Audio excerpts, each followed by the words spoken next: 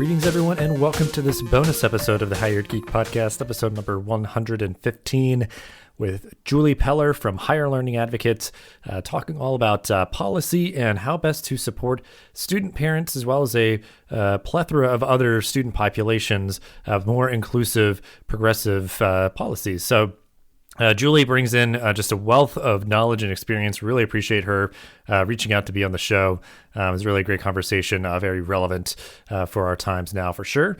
So other quick announcements. We just launched our Patreon. So you'll find a quick note about that in the show notes, in the description of the episode.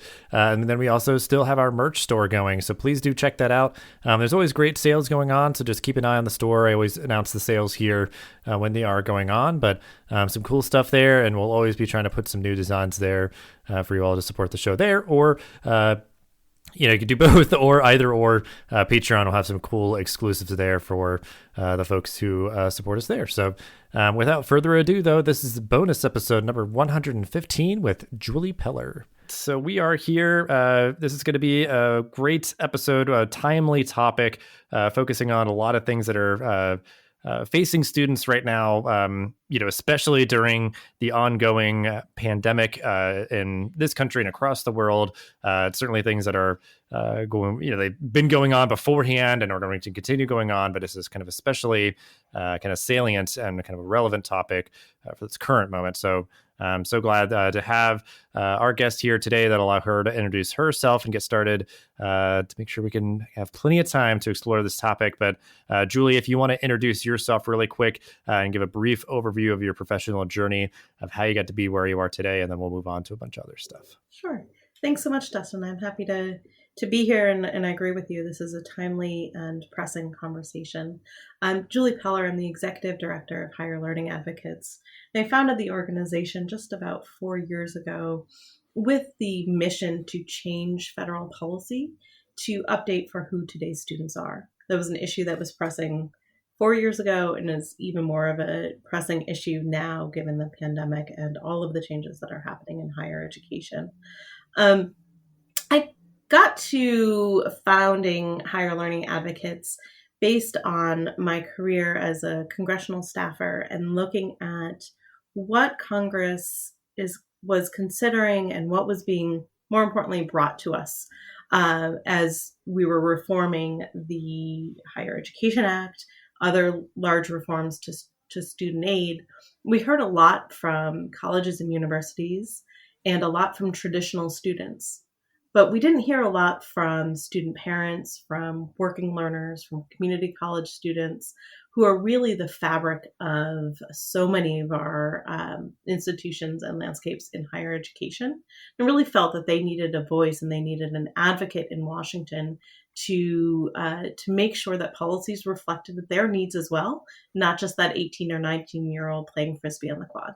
Yeah, I think that's very important. And I think it's certainly a context that is unique to me and in my experience and people that I know, and just to the show, really, of like kind of coming at that angle of like, 'cause I think I saw in your Twitter bio that like kind of being like, policy wonk kind of thing of like, it's really important. It's really impactful to have like, these sweeping legislative changes that allow for, I know, like I saw recently with like, the recent COVID relief package of like changes to Pell Grant eligibility for incarcerated students and stuff like that. So like, it's the idea that like, that's huge, like, and the idea that like advocating to make sure that all sorts of policies regarding higher ed are,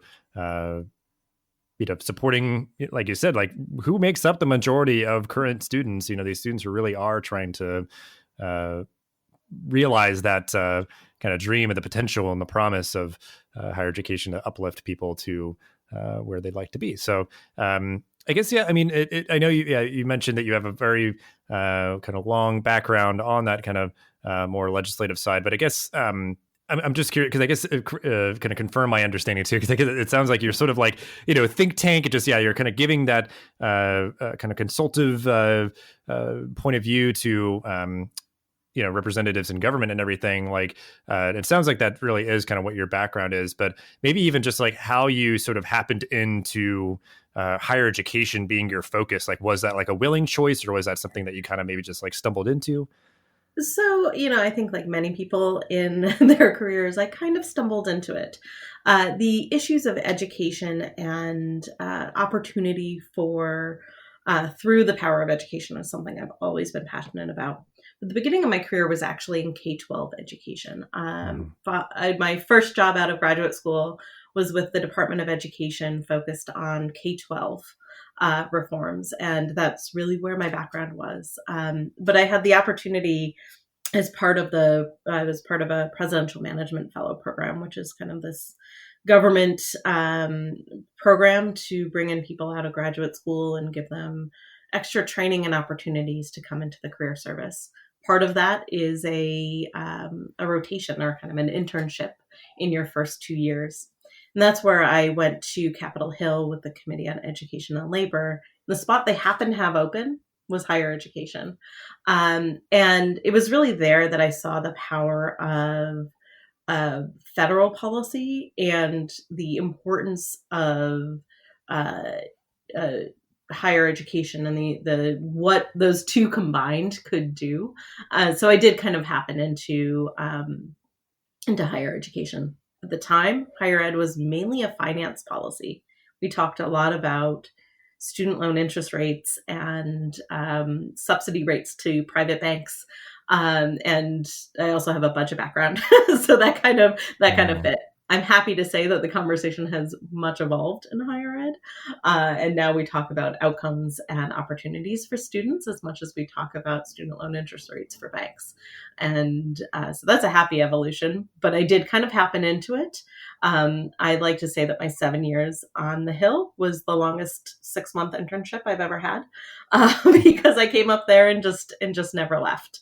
And so I between Capitol Hill and here, I spent some time as the director of federal policy at Lumina Foundation, which is the perhaps the largest foundation in the country that focuses solely on these issues of higher education, of increasing talent, of connecting pathways in the post-secondary space for students.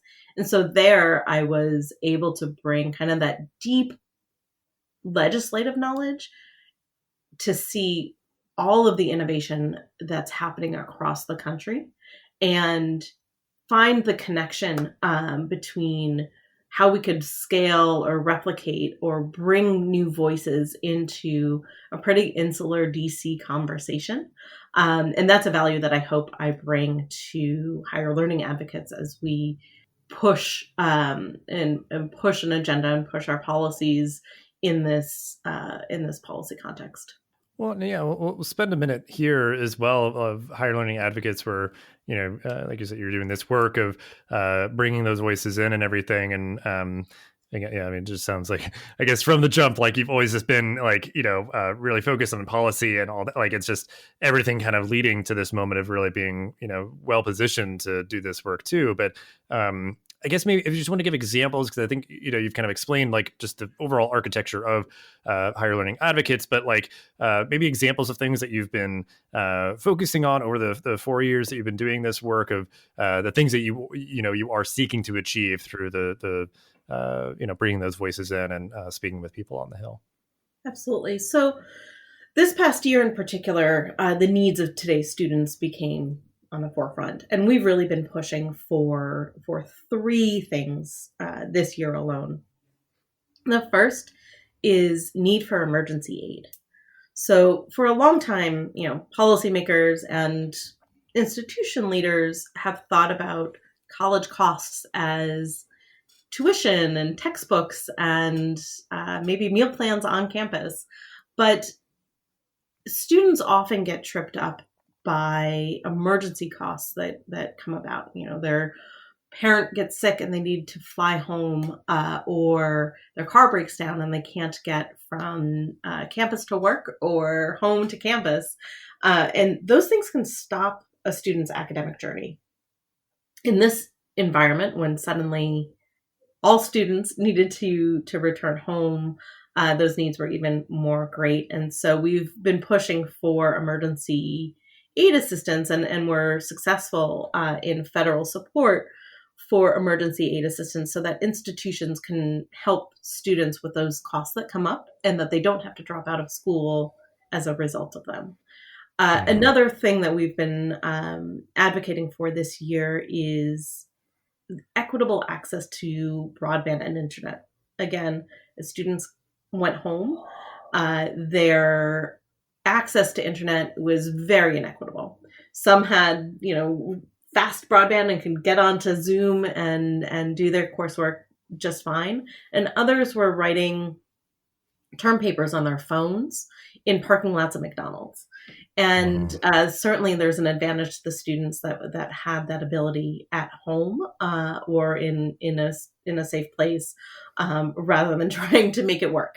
And so we, at the end of the year, were able to secure some assistance for students to be able to level that playing field and make sure that in this environment where we're all working and learning and being at home a lot more, that getting online is as critical of a need for higher education as access to dollars for tuition. The third thing we've been pushing for this year, and this is really where we an example where we're bringing in voices that weren't otherwise in the conversation, is highlighting the need of student parents. Student parents are kind of, I think of like the bleeding edge of student needs, particularly in this pandemic. They're facing issues with childcare, issues with work, and changing nature of higher education.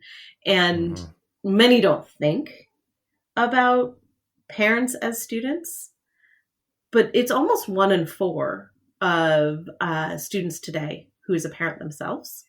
And so we've been talking with advocates and those who work with student parents across the country and do research on student parents and thinking about how we can support them, how federal policy can be changed to recognize this population and support them going forward.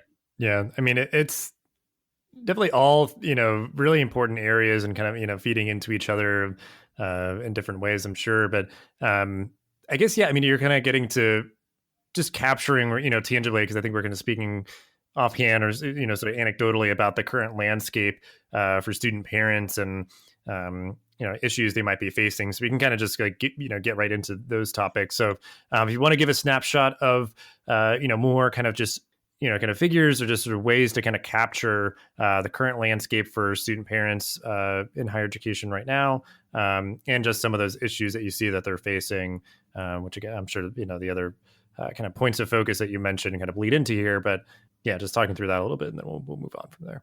Sure. So like I mentioned, student parents are about a quarter of students on campus. I think of them as often an unseen population because they don't generally show up on campus with a kind of I am a parent sticker, but it's 1 in 4. So that's about 3 million students.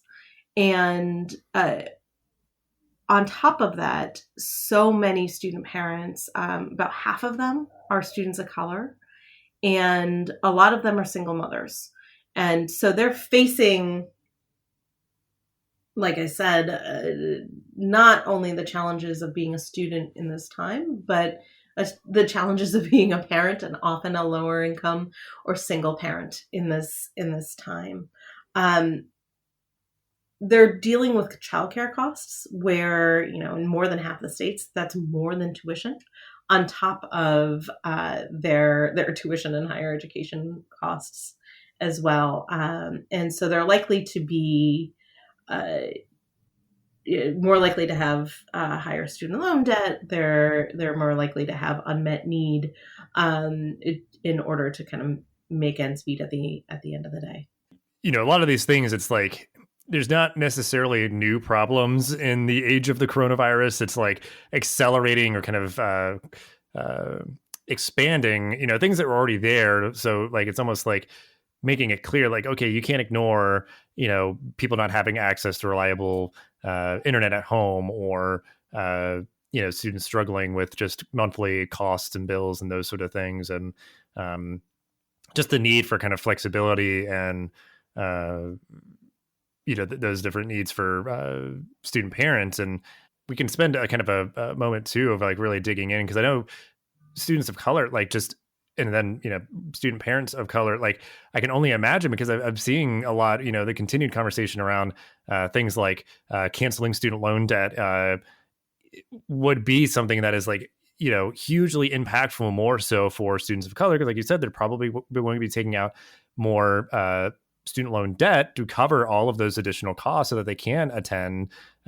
So, looking at it through that lens of like, wow, okay, it can be especially impactful for this group that is, again, trying to kind of realize that potential and the promise of, going through higher education, getting that credential, and kind of having that be able to open doors and everything. So, I guess if you want to speak to that a little bit more, of like those disparities, because I think sometimes it is like you're just looking at like one figure and you're like, well, wait a second, certain groups are grossly overrepresented in terms of like, like who has the most student loan debt, or who has debt and no credential to show for it, and those sort of things. So anything that I guess you can talk about there, of just kind of highlighting those disparities and understanding kind of the urgency of the need here. Absolutely, and I think you hit on the biggest one when we think of students financing higher education. It's not just for the time that they're in higher education, particularly those who are relying on student loan debt. And we know that students of color are much more likely to, and particularly Black students, are much more likely to rely on student loan debt in order to make that financing work. And that impacts their families, not only while they're in college, but after college, which makes it so much more important for key outcomes like completion, like earnings and employment to be there for those students. And unfortunately, we also see the disparities on that end as well, where unfortunately students of color are not completing and repaying and earning at the rates of their white peers.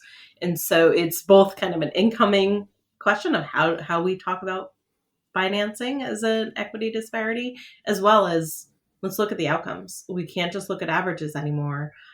We need to start looking by race and ethnicity, by populations such as student parents or adult learners or working learners, and really target solutions to be able to address and those inequities in the system, because they are system problems. They're not individual student problems. When it's been happening for so long and in such a widespread manner, it's really time to take a look and say, how can institutions, policies, and practices really change to close that gap? One thing that you did say that I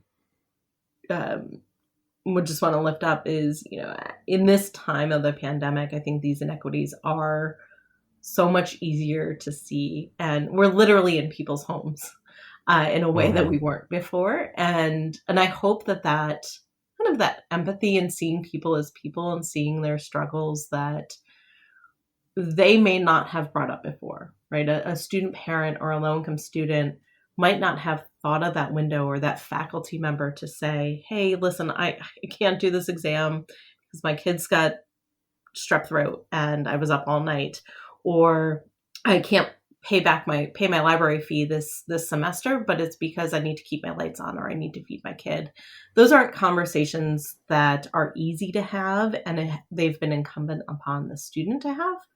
But I hope that one long-standing thing is that we now see these inequities, we see these issues that students are facing, and I hope that institutions and policies that continues, even if we get past the pandemic and we're all back on campuses. We continue to see people as people and not just kind of student robots who show up on campus. Well, yeah, I just want to like sit with that for a minute too, because I was just speaking with a colleague and just that experience sometimes where, and I think there's a lot of things kind of embedded in this, and maybe this kind of, we can spend a little time on this too, of just like maybe your experience, but like, just sort of, the bureaucratic power structures of higher education, and like, students just, especially right now, just so desperately wanting to kind of do the right thing and show up and be successful and all that, to where they'll, and this is almost tragically like sometimes true, but also kind of exaggerated example of where like, they would be like in the back of an ambulance and be like, I'm sorry, I can't like, be on video for my live session, but I'm going to sit on even though I just like broke my leg or something, like, and it's just like, no, you're going to the hospital. Just like talk to me later and get better. What like the idea that like they will try to surmount all these things and just like grit and bear it. And it's just like, yeah, trying to be more human, trying to be more accessible and flexible and, just empathetic to these students and everything that they are, dealing with. And like, and then that idea where it could be like, well, I've got a hold of my account, I can't register for next term because of a library fee. That is the only thing preventing me from registering. I've got everything set up and good to go. And just like that one little like strategic intervention of like, okay, yeah, cool, yeah, we'll pay that fee for you, and you're good to go and can persist. And so, and I think it was like what you're saying before too, like there's a big financial piece of this, like that's kind of the umbrella that kind of shadows over everything that we're talking about. But yeah, I mean, at the end of the day, it's like, yeah, you've got, things paid for, your tuition and some of those other financial pieces. But, we need to make sure that you're successful in your classes, that you pass them and that you graduate. And then also that you're prepared to put your best foot forward, in terms of, career preparation, just knowing how to navigate finding the types of jobs that you want to get and those sort of things. So like, there's that space too of like, the support resources. And I know like, I work in, student success coaching for online graduate programs, and just seeing like how beneficial that is to have somebody who's just like right there with you and kind of, cheering you on from the sidelines, but also like giving you that kind of counsel, like, hey, well, you might want to go about this way and that thing, still ultimately, obviously it's the student always, performing and succeeding in their courses and everything, but just seeing how impactful things like that are to help those people who need it most to, not just afford their, education, which again is a very large piece, but be successful and get everything that they need to be able to persist and retain and all that good stuff. But I guess anything that comes to mind for you there of just sort of like, because this is almost like in the weeds, like the kind of micro pieces of it of like, just students trying to navigate, often it's just very complex bureaucracies of higher education and stuff like that. And, again, just like the disparities, I'm sure showing up here as well. Absolutely. And I think it is in the weeds, but I think the solutions can be both small and systemic at the same time.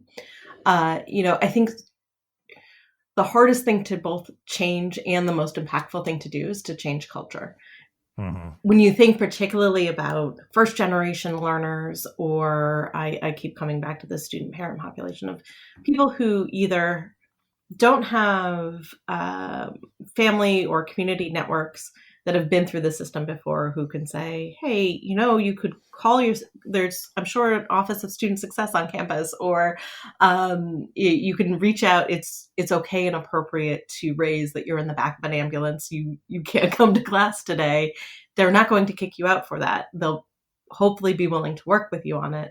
That door needs to be opened and shown to a lot of students that that's okay. I think that particularly for students who have been historically underrepresented on campus, again, low-income students, students of color, there's this pressure on the individual student to fit this idea of what the bureaucracy or the system of higher education looks like.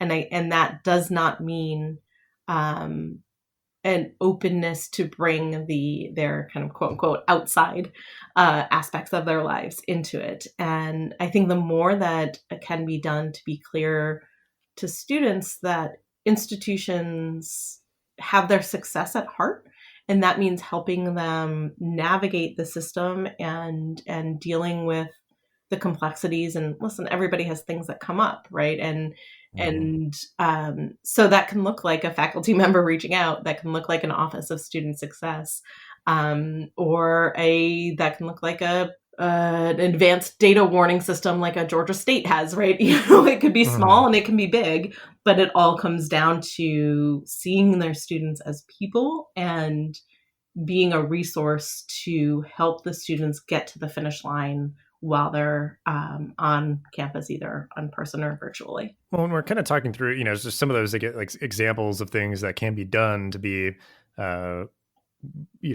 acting as a kind of good actor in this space. So we'll kind of sit with this for a minute of just like, because we've talked a lot about the problems. So let's, move to the solutions. Because again, there's, I think, like a treaded path that I think, again, it's trying to change that culture and kind of making sure faculty and staff are following through on the expectations of being, flexible and accommodating and empathetic and those sort of things. But so if you want to give any examples, we can spend time on both, but start where you will, because my brain's kind of thinking of like, how you've seen institutions responding positively to these issues. And then maybe, again, there's, that policy piece that I kind of want to include here of maybe anything that you've seen happening lately on the policy level that's been reassuring or, maybe what you're hopeful for or whatever. But I guess, we'll start with the institutional piece. Anything that you want to just kind of emphasize in terms of like just some examples of other things that you've seen have kind of positive impacts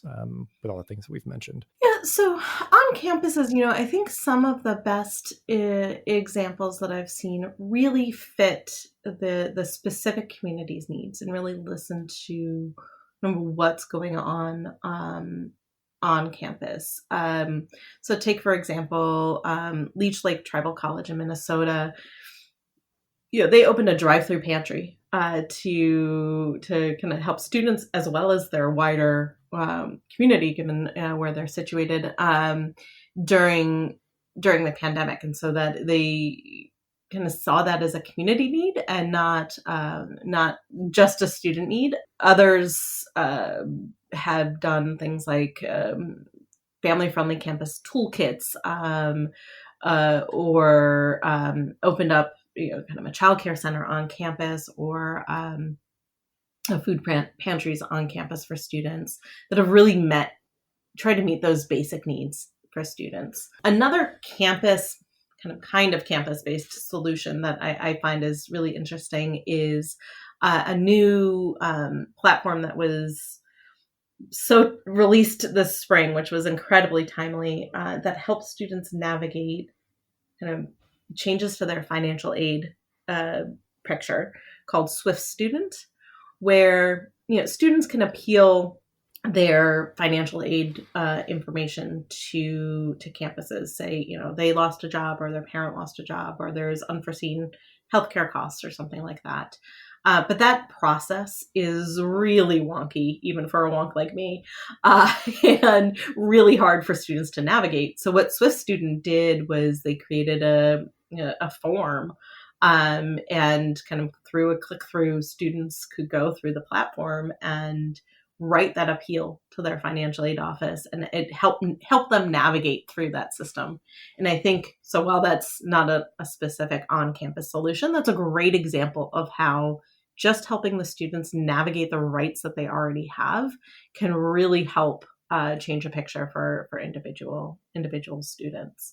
That's great to hear. We'll definitely link out to that. And then, I guess anything, because I guess that the Swiss student is sort of in that vein of just like, things that you're sort of seeing that are kind of giving you hope, or, just seeing good examples of ways to support. Because, honestly, like we're saying, it kind of our initial focus really is like student parents, where like all of this applies to, but it really is applicable to, I think you listed off kind of the whole kind of, litany of other kind of populations that really are needing this level of support, who are, just frankly, the students who benefit the most from higher education, this current moment of making sure they have the right skills and education to, get the jobs of tomorrow. But, anything else like policy wise that you see that like, because I know, again, like there's stuff that was in the most recent COVID relief package, or things that you're hopeful for with like a new administration coming in. Just kind of on that more like policy side. Then we'll start to kind of close out with a couple more things. Yeah. So on the policy side, I mentioned a little while ago this issue of emergency aid and this emergency grants, and the federal government provided some assistance beginning in March through the original CARES Act to $6 billion to be sure that campuses had funds to provide emergency aid. And they've since, and in that last package at the end of the year, increased that amount. That's a great need in this pandemic. What I'm excited that the Congress and the Department of Education have acknowledged that need. That need was there before the pandemic, and that need will be there after the pandemic. And so I'm hopeful for the recognition in this emergency time, and I continue to push and want to highlight the permanent need for an infrastructure and support for those kind of things. Institutions and the way our federal student aid programs are set up don't currently really have a permanent infrastructure to support those kind of emergency grant programs on campuses. And I hope that that'll be something of conversations going forward. Another place that I'm really hopeful for is Congress and and I'm hopeful the incoming administration will think about how students fit into policies outside of federal student aid.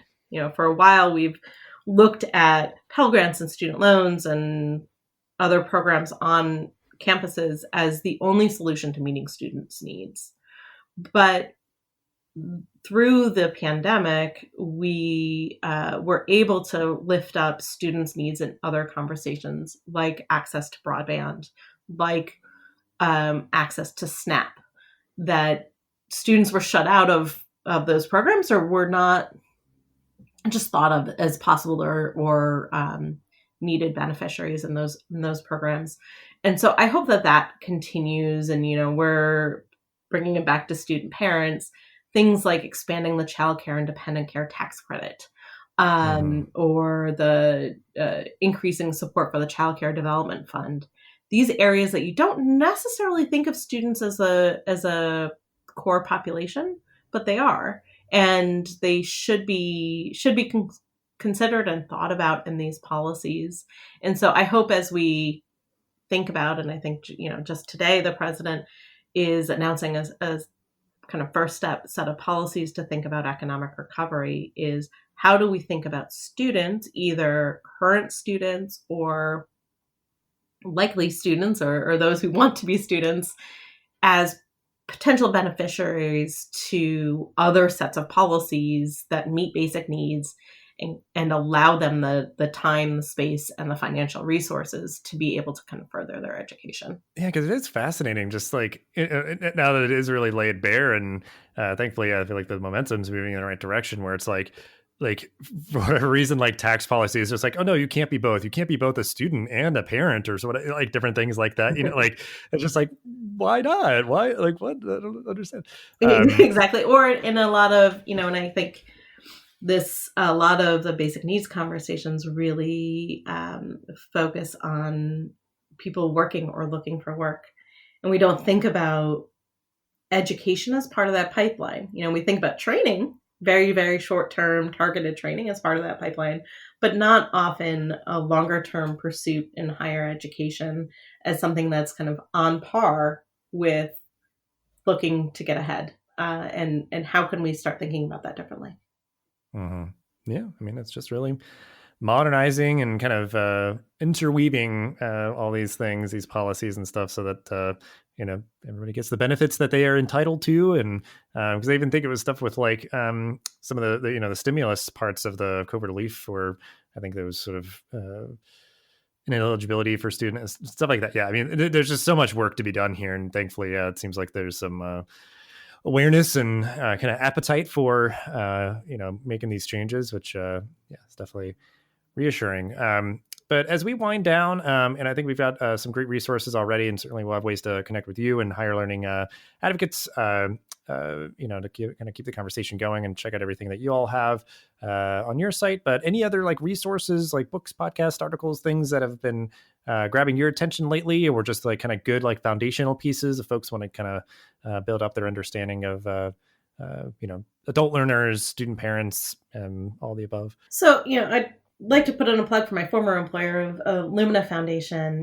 They do a lot of work on this population, and in particular, their magazine it has great student profiles and lifts up, I think, a lot of the interwoven issues of students. And this is why it's hard to stick with one population, because student parents are also working parents or working learners and adult learners and low-income students, and it's all kind of combined. But the Lumina Foundation Focus magazine really does some really great reporting on what's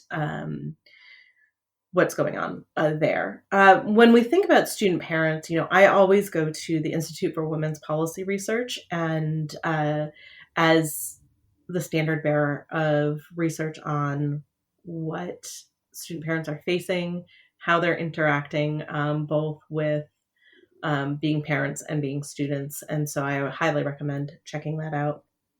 And then one more kind of more direct service organization, but is certainly up and coming on the policy space, and is a great resource, is Generation Hope, which is a organization based here in Washington, D.C. that works with student parents and does that student support side, and really helps them navigate that system. And they're an incredible organization to watch and to learn from and listen to of what their fellows are facing and what solutions are really helping them.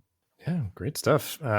And we'll definitely link out to all that. And we will end the episode as we always do. If you just want to share some final thoughts on this topic, I feel like there's just a lot of complexity to it, but I think we're seeing some clear paths forward of things that can be done. And I feel like you're one of the the folks in your team, obviously on the front lines, kind of inch by inch, trying to make some progress here. So certainly appreciate you for committing to doing that and everything. But just final thoughts, anything that you'd like to close on, any kind of calls to action or anything, whatever you'd like to end the episode on.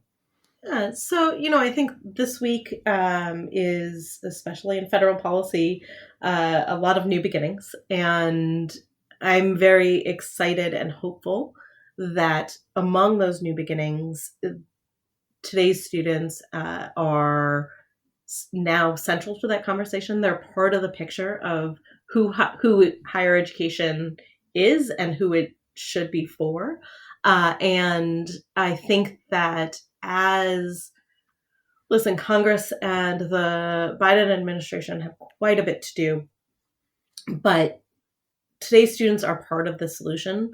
And when they think about COVID recovery, when they think about economic recovery or issues of racial justice, today's students are issues, the policies that can help them are part of that solution.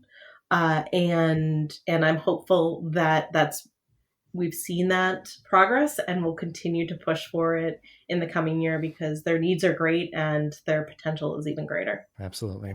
Great way to end the episode. And thank you so much, Julie, for all that you've shared. And again, for all the work that you and your team does. And like I said, everything that we talked about will be down in the show notes to check out. And thank you so much for your time. Absolutely. Thank you so much for having me. Thanks for listening to this episode of the podcast. Make sure to rate, review, and subscribe so you never miss an episode. Thanks again for listening, and we'll see you in the next episode of the Higher Ed Geek podcast.